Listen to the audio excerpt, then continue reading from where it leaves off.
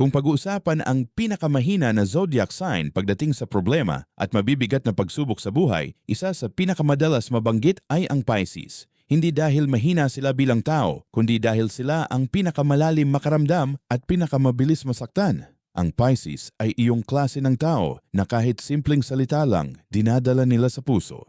Habang ang iba kayang baliwalain ang sakit, ang Pisces tahimik na dinadala lahat. Hindi sila palaban sa gulo, mas pinipili nilang manahimik kaysa makipagtalo kahit sila na ang nasasaktan. Kapag may problema, madalas hindi nila agad sinasabi. Ngingiti sila sa harap mo, pero sa gabi, sila iyong umiiyak ng tahimik. Sila iyong laging okay lang ako, kahit sa totoo lang. Unti-unti na silang nauubos sa loob. Minsan, ang Pisces ay madaling maubos dahil lagi nilang inuuna ang iba bago ang sarili nila. Sobrang mapagmahal, sobrang maunawain, at sobrang mapagpatawad kahit paulit-ulit na silang nasasaktan. Dahil sa sobrang kabaitan nila, sila rin ang madalas na pagsasamantalahan. Hindi sila mahina dahil umiiyak sila. Hindi sila mahina dahil marupok sila. Ang totoo, napapagod lang sila. Nakakapagod maging mabuti sa mundong puno ng panloloko. Nakakapagod magmahal ng totoo sa mundong puro pansamantala. Ang Pisces ay hindi madaling sumuko pero sila ang madalas tahimik na nasisira. Habang ang iba sumisigaw kapag nasasaktan, sila tahimik lang. Pero mas malalim ang sugat. Sa totoong buhay, sila iyong laging nandyan para sa lahat. Pero kapag sila na ang may problema, madalas wala silang malapitan. Sila iyong malakas para sa iba, pero mahina kapag sarili na nilang puso ang usapan. Kaya kung may Pisces sa buhay mo, huwag mong abusuhin ang kabaitan nila.